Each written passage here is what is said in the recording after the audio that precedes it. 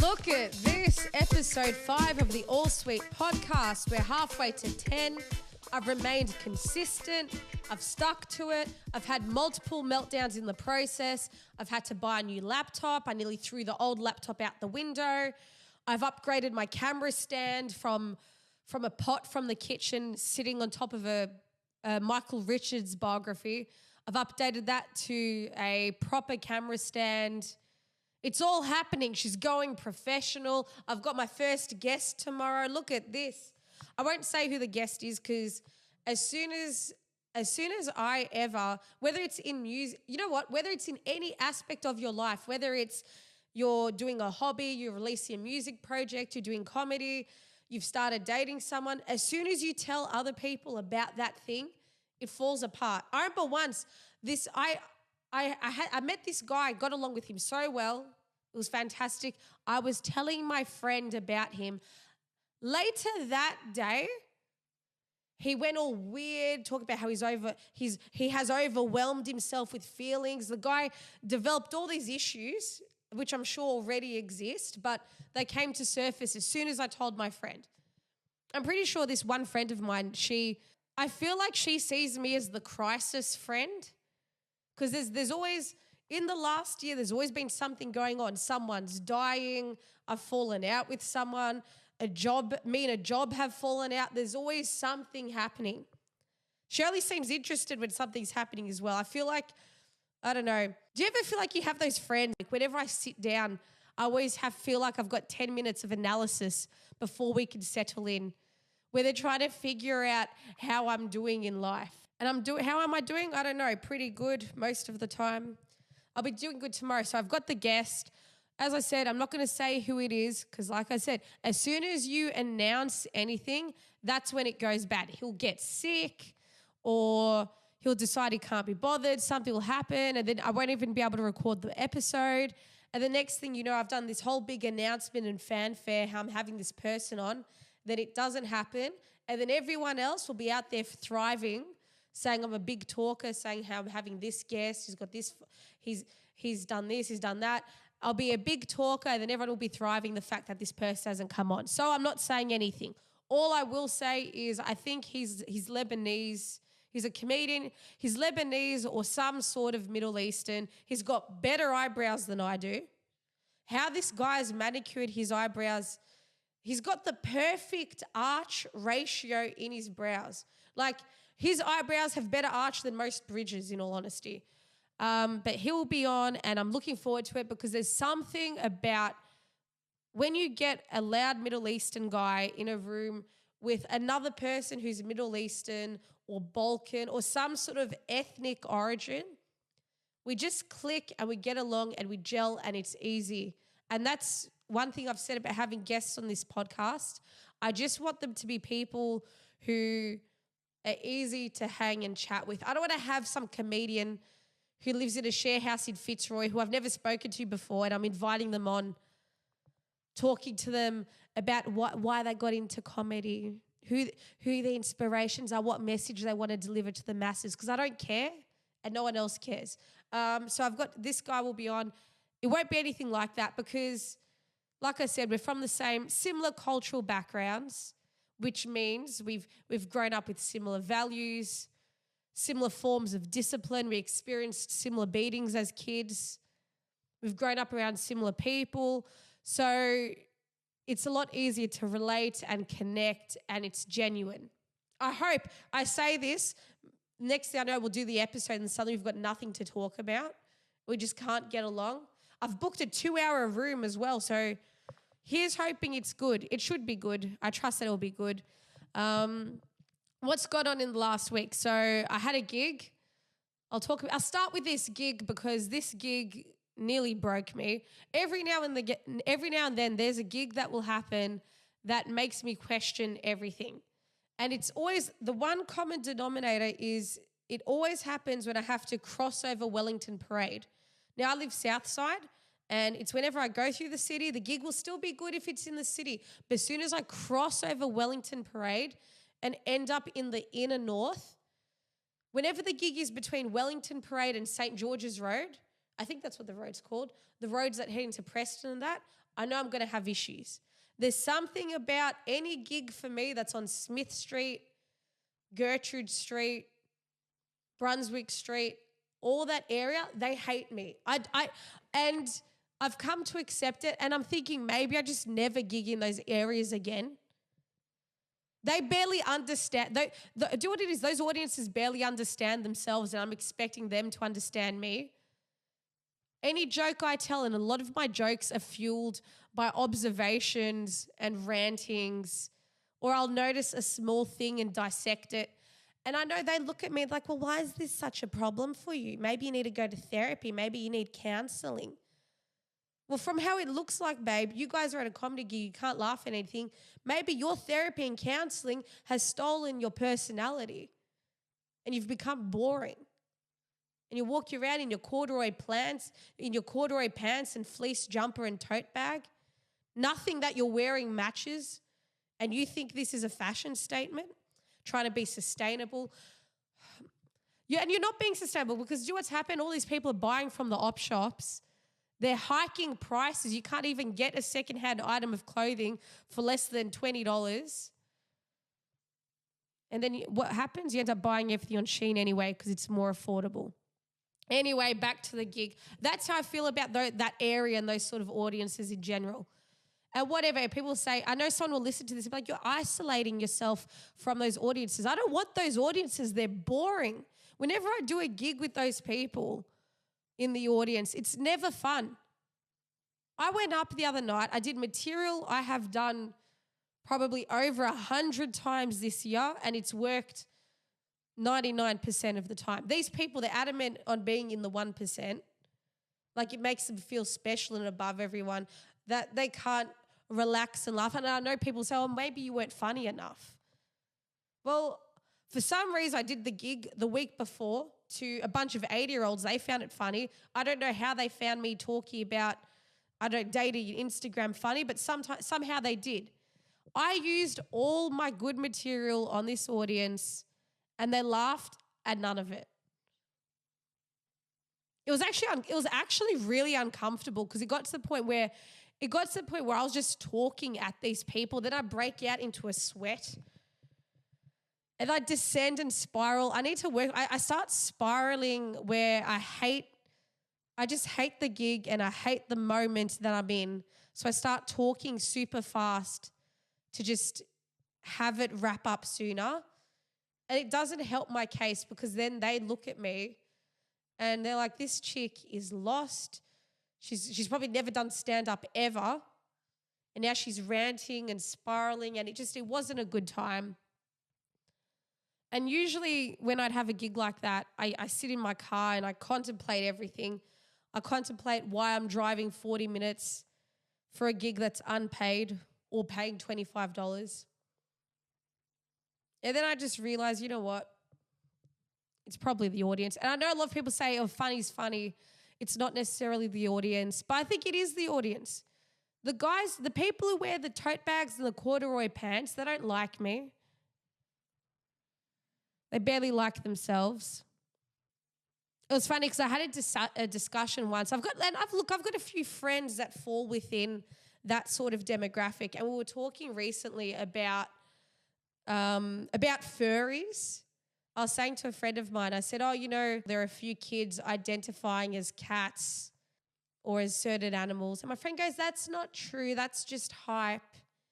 No, there's no one out there actually identifying as these things. I remember when COVID was happening, she was one of those people who's very much, no, what the government says is the case and what you hear on the news is the case. Why would the government lie to us? I was like, why wouldn't they?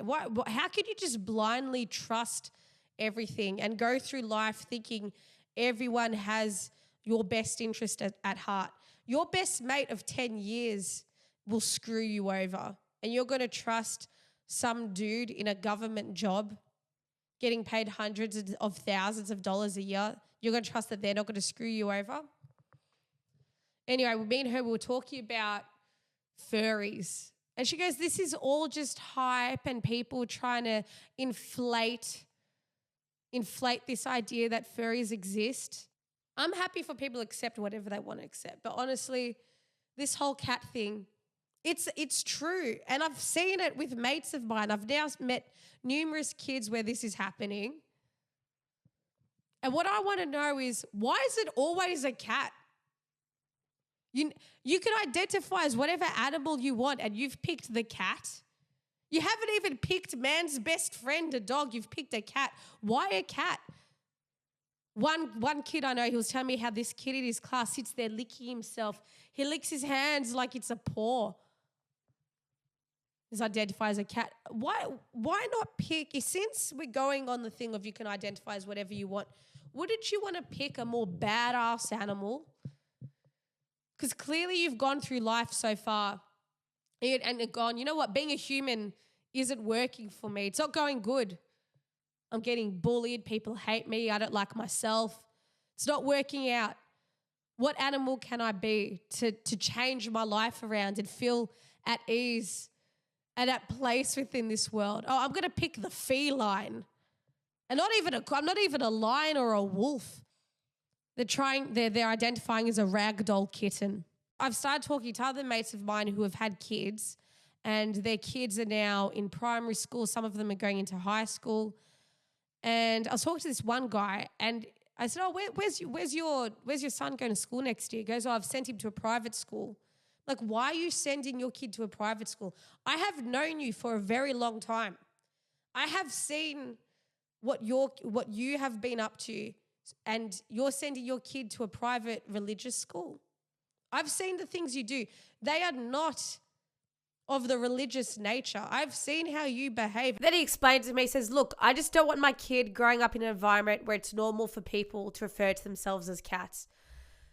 Look, can't argue there. He has kids, I don't. I need to meet these kids and ask why they've chosen. I like cats, but why are we all settling on the same animal? Make it a bit more interesting. What else has gone on this week? I was invited to a Christmas party. I didn't attend because I couldn't be bothered. Oh, yeah, so basically I was invited to this. Man, December happens and suddenly all the events Actually, no, I think from November all the events take place. You have the Melbourne Cup, then you've got Halloween. We're going to December. They've got Christmas. You've got New Year's. Everyone's asking me what my New Year's Eve plans are. I have no New Year's Eve plans. I think I'm tapping out of New Year's Eve because every time I've done New Year's Eve, I just end up disappointed. And it's because of the count. The countdown disappoints me. Everyone's there. 10, 9, 8. Everyone's getting emotional. They're yelling. They're excited. 7, 6. All this tension and hype builds. 3, 2, 1. Happy New Year. And then there's just no resolve. Everyone's screaming. They're kissing each other. They're crying. I'm getting hugged by some guy called Derek who's just rapped he's got a night off for once. So I don't need to bring in the new year having some stranger slobbering all over me. Whenever I've done the countdown, I've always felt let down after. I always feel like I'm waiting for something else to happen and nothing eventuates. I know there's the fireworks. Even still, then the fireworks happen and that ends. I don't know. I feel like this is why I can't exist in society comfortably. Maybe I should start identifying as a cat. Maybe these others have the right idea. I heard a lot of these kids are now getting extra 20 minutes of nap time because they're cats. They can now have nap time. Man, I'd love that. I'm here napping at work in the toilets, hoping no one notices me. They get a designated napping time slot and a spot where they can nestle themselves. But what else? I got invited to this Christmas party and I didn't attend because I had a big case of the CBF, a big case of the can't be fucked, which then leads to another type of CBF where chatting becomes fatiguing. And that's another CBF in itself. And when chatting becomes fatiguing, it then reiterates to people that you can't be fucked. And no one wants to hang out with the CBF person. Everyone's there. It's meant to be an event where you're getting to know other writers and other people.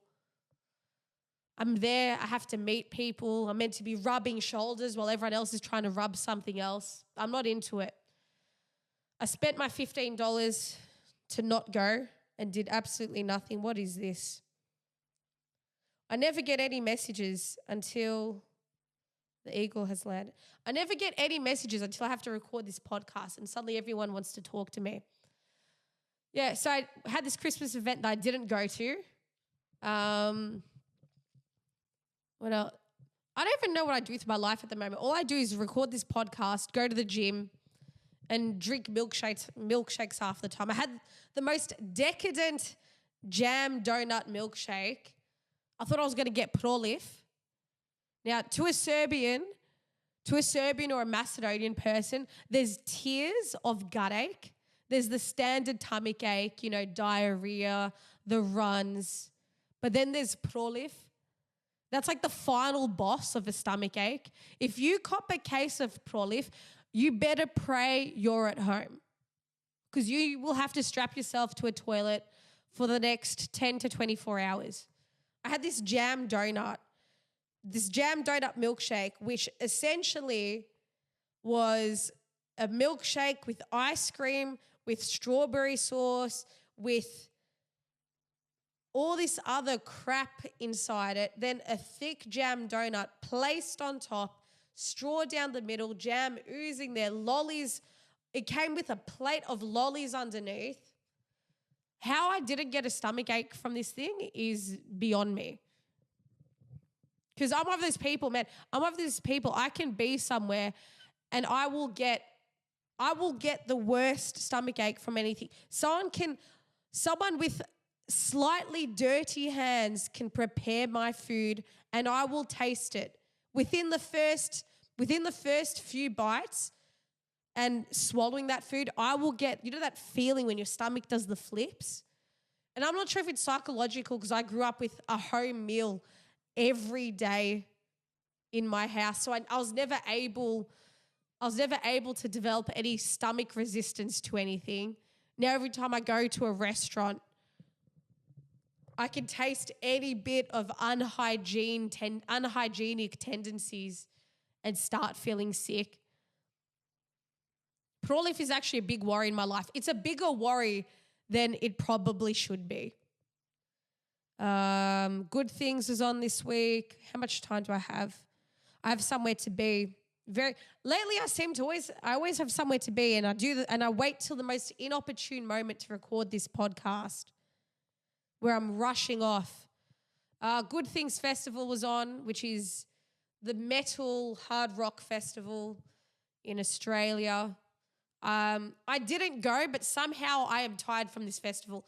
Basically, there were a few bands, and back from my band days, I've toured with a lot of these bands before, or I have techs, or I used to have a tech who now techs for some of the bands that are on.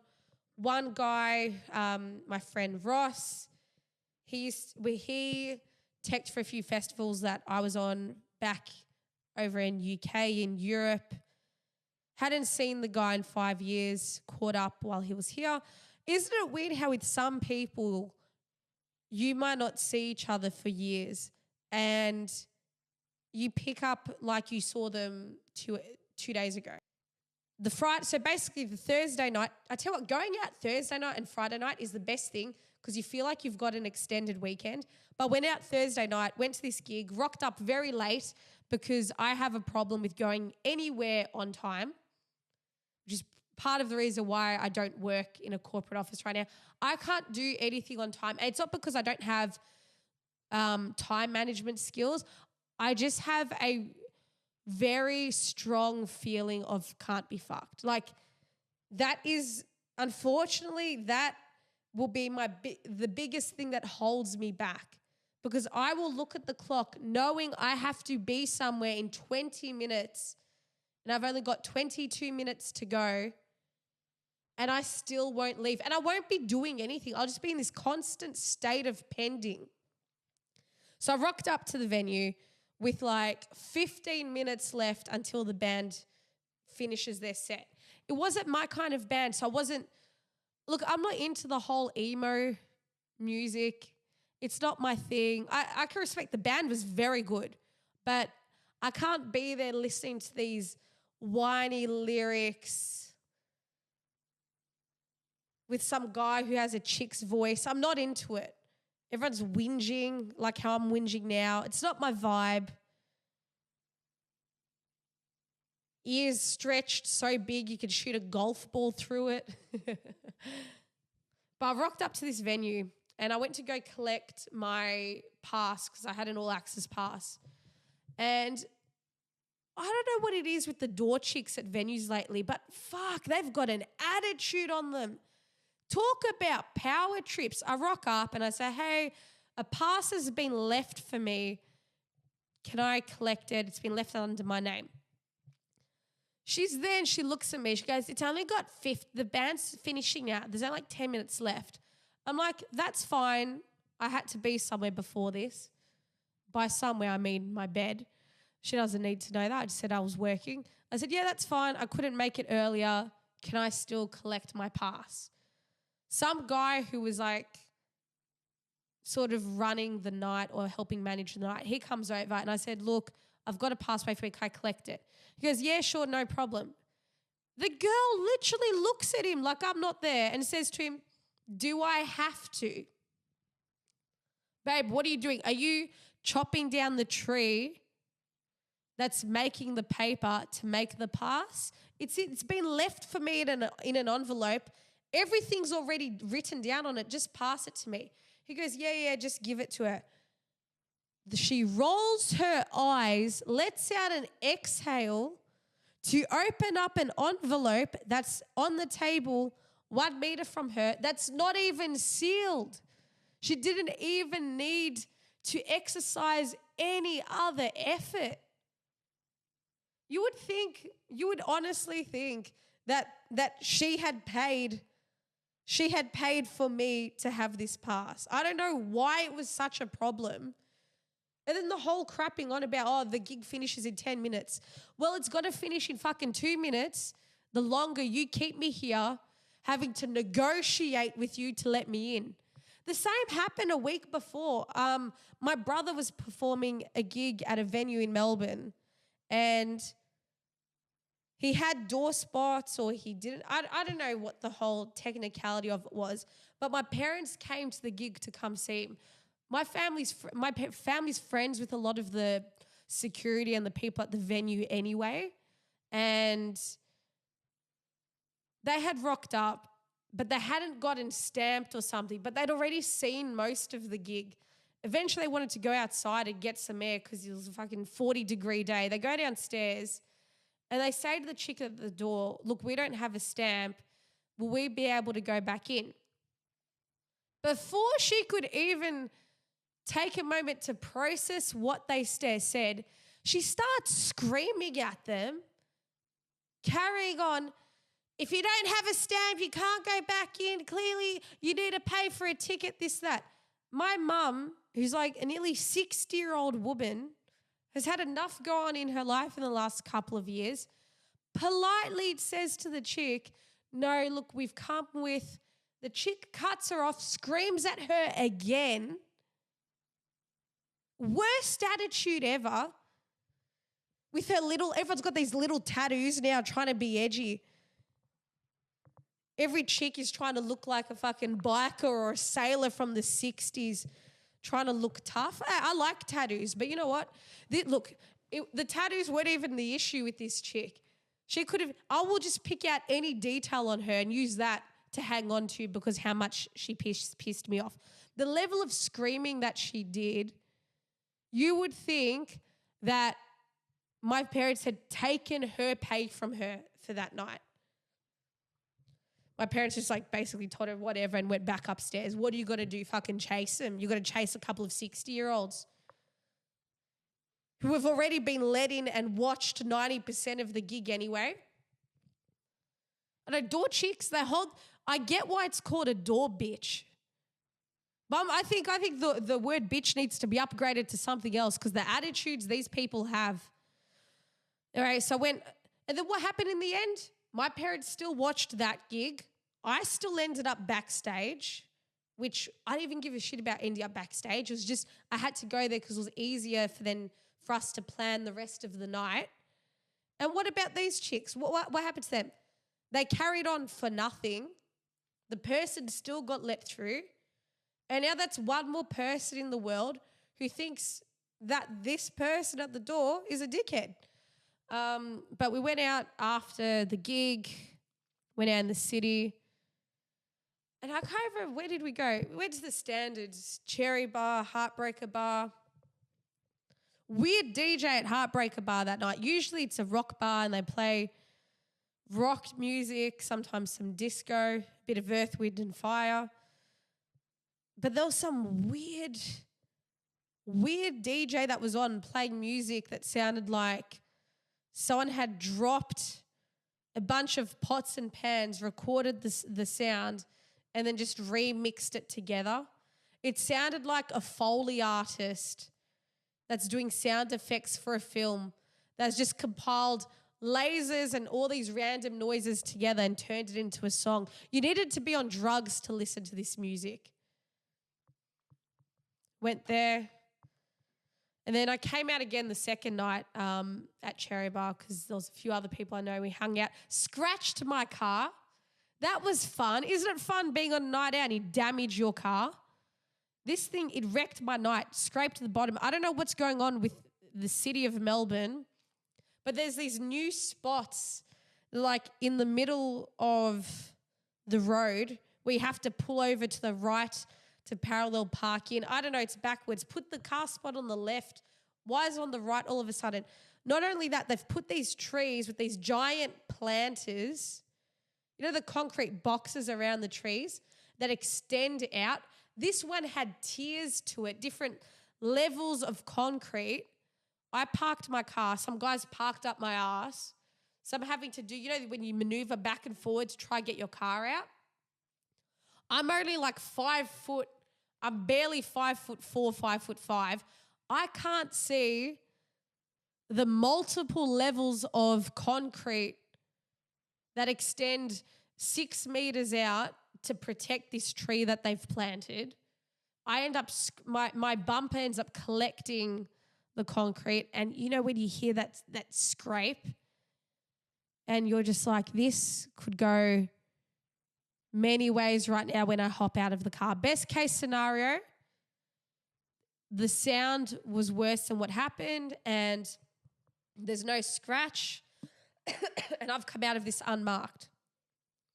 Worst case scenario, I get out and my whole bumper is dented in and now I have to replace it. Luckily, the result was somewhere in between. I just scraped the bottom of it. But this, I can't let things like that slide. Because for me, I will dissect the whole thing and it will sit with me. I'll be angry at the car behind me that was parked. How much closer do you want to park, bro? I'll be annoyed about him. I'm annoyed with the whole council feeling the need to put these fucking concrete blockade things that you can't see, so then you collect it. I'm pissed off at myself for not paying more attention. I'm pissed off at my mate, not my mate's fault at all, pissed off at him for having his hotel there, which meant if I didn't have to drop him off, I wouldn't have collected the car. My brain just pieces all the things together to get angry. Get out, see the scrape, get back in my car, and just take a moment to gather myself before losing it. Went back to Cherry Bar. I don't know why, to unwind. I was like, well, the car's damaged now. I'm not going to go home at 1 a.m. I'm exhausted. I've been up for like over 24 hours. We're here now. It is what it is. Went back to Cherry Bar.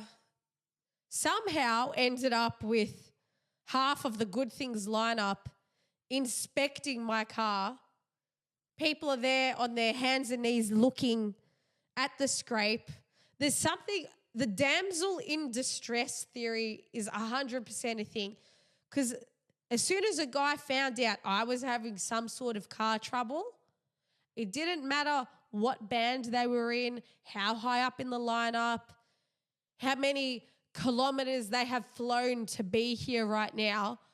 my car became the most important thing of the night. They're outside, not everyone, but like a decent group at one point inspecting the car. It's like, what are we doing? Like, do you guys have spray paint on you? You got to help me. I know, it was good. It's those little moments that make life a bit more interesting. And I wouldn't be able to live a life like this if I had a proper job. Having to wake up at 8 a.m. to make someone else rich. While we're going to Christmas season and they ask you to use your own annual leave so you can take Christmas holiday. Otherwise you have it unpaid. And they still expect you to participate in Secret Santa, Naughty Santa. We've hated each other most of the year. Now we've got to buy gifts for each other and pretend that we all like each other. I hate doing any sort of gift giving in the office. Naughty Santa, Secret Santa, because naughty, you can't say the word naughty, needs a rebrand. It's inappropriate for the office. Every time I've participated in Secret Santa at work, all I have gotten is gifts that are completely useless. Multiple mugs. How many coffee mugs do I need? My mug choice isn't dependent on my mood. Drink bottles, books, how-to books, joke books. To be honest, given I bombed the other day, I could probably do with a joke book. Kettles. Who's gifting someone a kettle for Secret Santa? Because to gift someone a kettle, it would be assuming that someone doesn't have a kettle or any other device to boil water in their home. I've never received a single Secret Santa gift that has actually benefited me. I remember one year I just didn't participate whatsoever because I was going through a fight at that moment with the processes or production manager at my job and a few other people. A few people heard me take a phone call for a freelance gig. They twisted in their head what it was about and ran to this manager like the little kiss asses they are. This turned into a whole big thing. I had to put a case fired, turned it all around and basically got that production manager fired.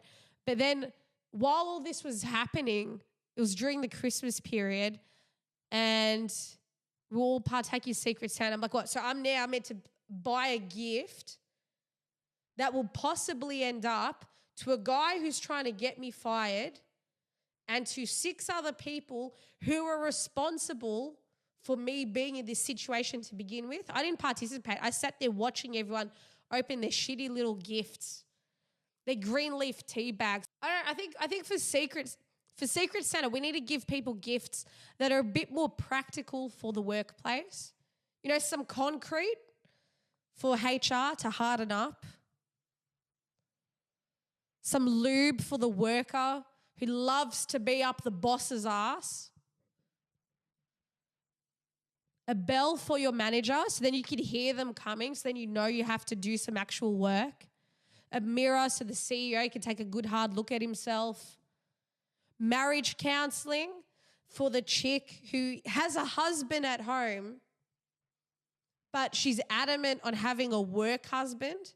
They touch each other. Every conversation, they're touching each other inappropriately. One more wrong touch, everyone else is going to have a HR case against them for watching these people basically have sex in the office. They're doing foreplay. Therapy for the guy who's been at the job for the last 40 years and seems to hate anyone who's younger than him or of a different gender. And finally, a roll of duct tape for the loudest person in the office, because that gift won't only benefit them, it will benefit everyone else. Because the greatest gift is silence. A few places I know they're doing end-of-year activities where they're sending people on like excursions or an activity. A few people are going to go see the Wicked musical in cinema. Why is it every single interview of the Wicked musical, it's Ariana Grande looking like a Victorian era child and this Cynthia chick with the longest nails ever. Every interview is the most emotional thing. They're talking over each other. They're holding hands. They're whispering like it's ASMR. They're leaning in. It's like a cult. It's weird. It makes me... Did you do this film and you got indoctrinated into some weird cult-like mindset? It makes me uncomfortable. I don't even want to see the film now. Like when you do press, it's to promote the film. These people are crying and getting emotional. It's like this production's broken them. What went on behind the scenes that you guys are now this mentally erect over something? I don't know, it makes me uncomfortable, man. All right, I'm going to end this podcast before it gets uncomfortable because I have nothing else left to say. It was a good weekend. Some chick brought a dildo to Cherry Bar and then one of the guys who's techie for corn threw it on the ceiling. It got stuck there because of the suction. Anyway, you know what? Let's wrap it up. Episode 5 of the All Sweet podcast. Not too much to add, but I've been talking for nearly 50 minutes. Hopefully there was something there that you can laugh at or enjoy. And if not, then next one will be better. What can I say? Go back and listen to the other episodes if you haven't yet. There's 4 previous episodes that are already out. People that have listened to them have enjoyed them. I highly recommend listening to them. Help me build some momentum on the algorithm, please, man. I want to do this so then I don't have to go to an office job and have to buy people gifts for every event of the year. Anyway, guys, episode 5 of the All Sweet podcast. I'm Jacinta Jaye. Stay tuned for next week. Going to have a guest. It's going to be a lot of fun. See you later.